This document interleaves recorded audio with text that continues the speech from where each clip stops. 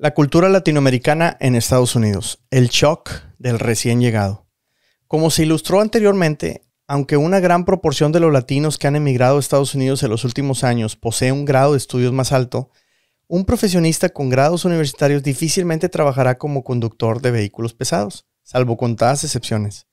Y si a esto se suma que no todos en Texas somos mexicanos o más aún regiomontanos, la diferencia cultural se vuelve abismal. Para los güeros, todos podríamos parecer mexicanos, pero entre nosotros existen diferencias importantes. Al menos así lo sentimos desde que llegamos, y nos tomó años reconocerlas y adaptarnos. Cuando abrimos el negocio, yo venía de un empleo de oficina muy administrativo, en el cual se esperaba que vistiera muy formal. Por ende, al llegar a Houston, casi toda mi indumentaria era así, y como no había recursos para invertir en vestimenta, no quedó más que ir formal a trabajar. Aunque no iba estrictamente de saco y corbata, el simple hecho de llevar camisa y pantalón de vestir fueron suficientes para que de inicio se creara una barrera con los clientes.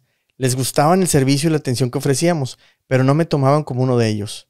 Ni yo sentía querer pertenecer a su grupo. De junior o pirurris no me bajaban, pero el respeto lo fui ganando conforme fueron percibiendo que estaban siendo atendidos por un negocio diferente con una propuesta interesante. Con los mecánicos o empleados las cosas no eran muy diferentes.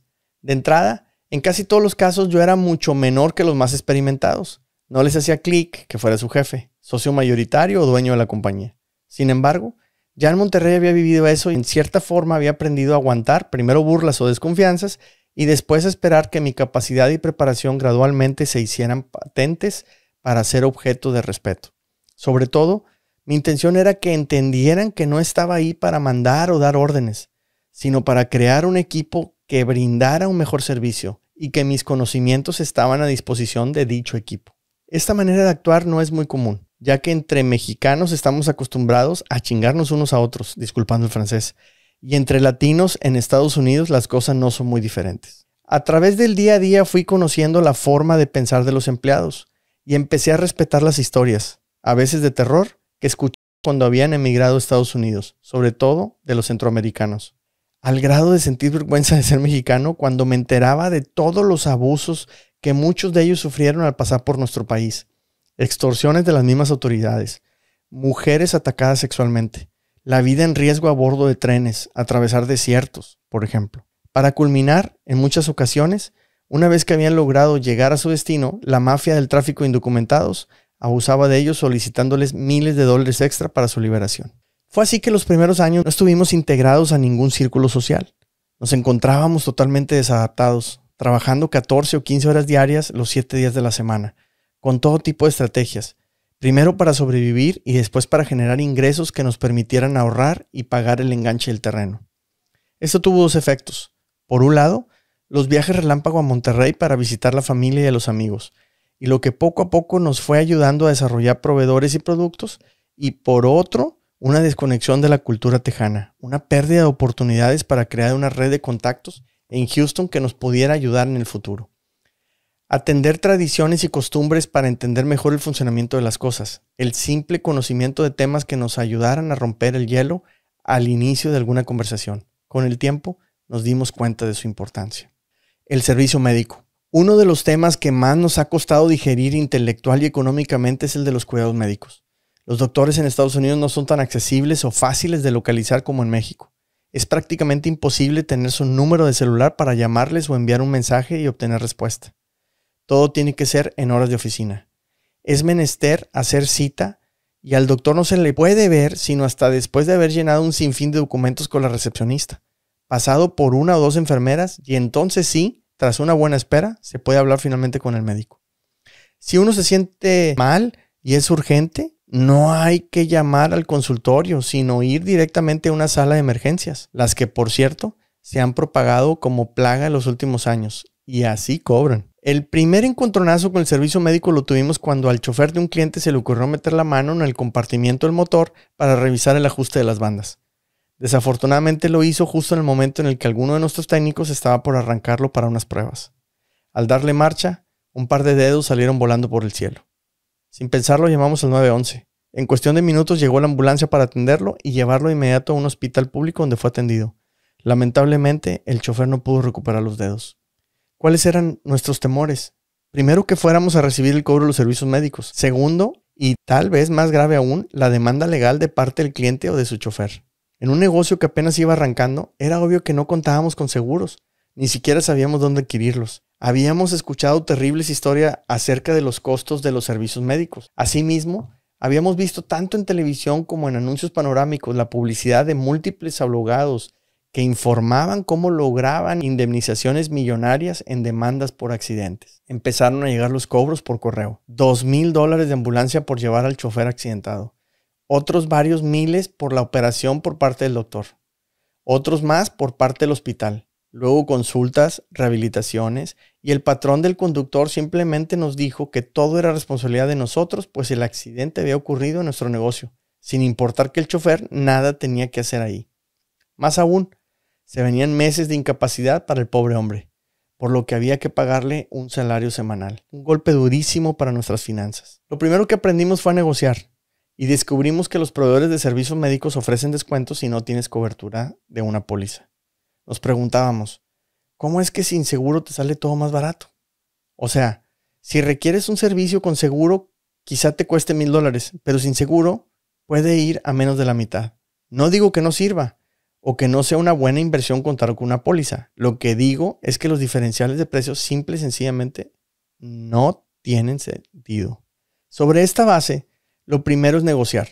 Decir a los proveedores que no se tiene seguro, que no se cuenta con esa cantidad de dinero para pagar y menos el contado, por lo que convendría acepten algún plan de pagos. Tardamos más de un año en superar el golpe, pero lo mejor fue la actitud del accidentado, quien aceptó que había sido su error meter la mano debajo del capó, pero también ayudó que ningún abogado tendría mucho interés en demandar a un negocio sin grandes activos para cubrir una fuerte suma de dinero ante una sentencia judicial. Fue por ello, también, que el afectado prometió no tomar acciones legales.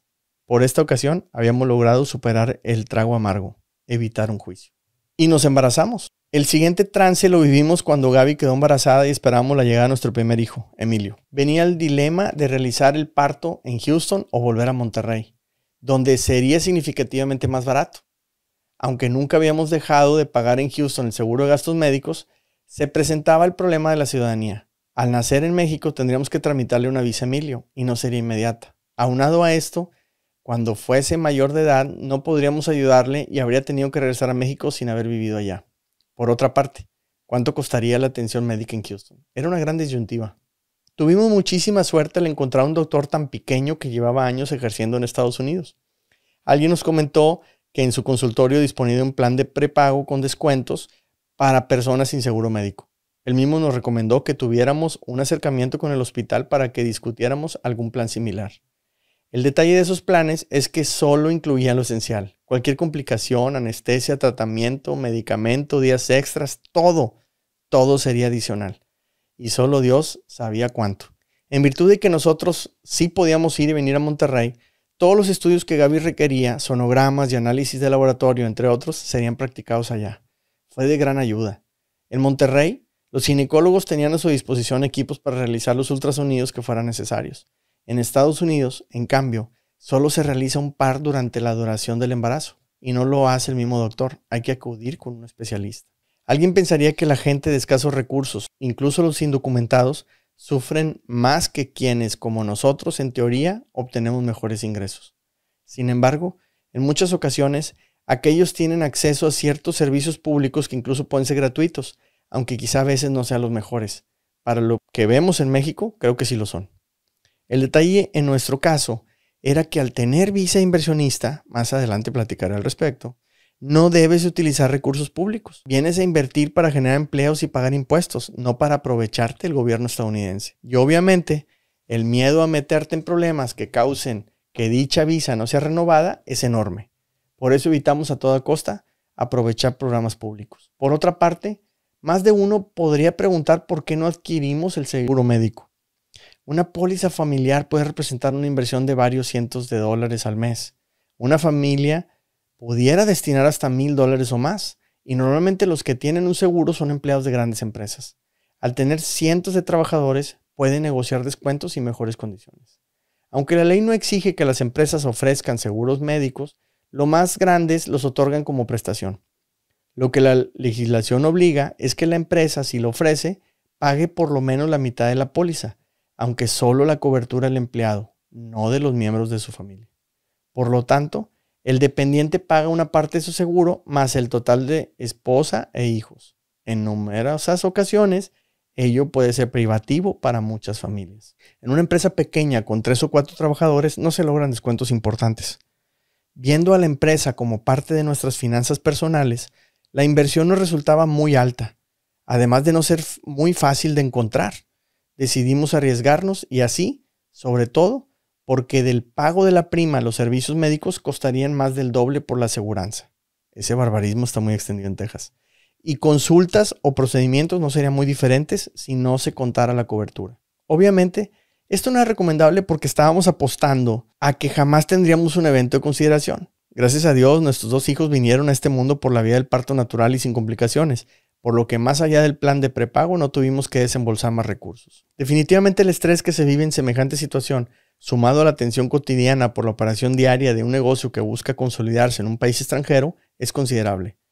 Los casos que se viven a lo largo de los años y las historias que se escuchan acerca del servicio médico podrían ser interminables. Aún recuerdo aquella ocasión que Gaby llevó a Emilio a una clínica de emergencias, pues se le había zafado el brazo al sujetarlo por querer cruzar corriendo la calle. El chistecito costó más de $800, en tanto que la visita al doctor escasamente duró 10 minutos. También yo lo viví en carne propia. Un día no me sentía bien y pedí a Gaby que me llevara a consulta en una sala de urgencias. Había tenido fiebre y algo no le había sentido. Mi sospecha apuntaba a los riñones porque años atrás me habían dicho en México que tenía cálculos. El superdiagnóstico esta vez costó algunos cientos de dólares. Tienes influenza. Te dicen, aunque haya dado negativo. Todos la tienen y por lo tanto tú también. En busca de una segunda y más confiable opinión, mi madre hizo el favor de llevarme a Monterrey. En un par de horas me diagnosticaron que uno de mis riñones estaba obstruido por un gran cálculo, que se estaba deformando y agrandando casi 3 veces por encima de lo normal. Casi lo pierdo. Solo Dios sabe si podría o no estar escribiendo hoy estas palabras. Me costó más el pésimo diagnóstico en Houston que el deducible de una semana internado, la cirugía y las atenciones en Monterrey. En mi tierra tuve la oportunidad de conocer al doctor Chapa, quien me contesta en su celular o en WhatsApp.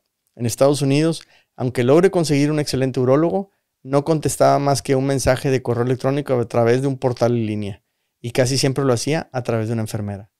Pareciera que en Estados Unidos el trabajo médico, salvo ciertas excepciones, es más de oficina, de 8 a 5. No sé si algún día podremos adaptarnos a eso, sobre todo cuando comparamos la atención que brindan tan personalizada al sur del Río Bravo.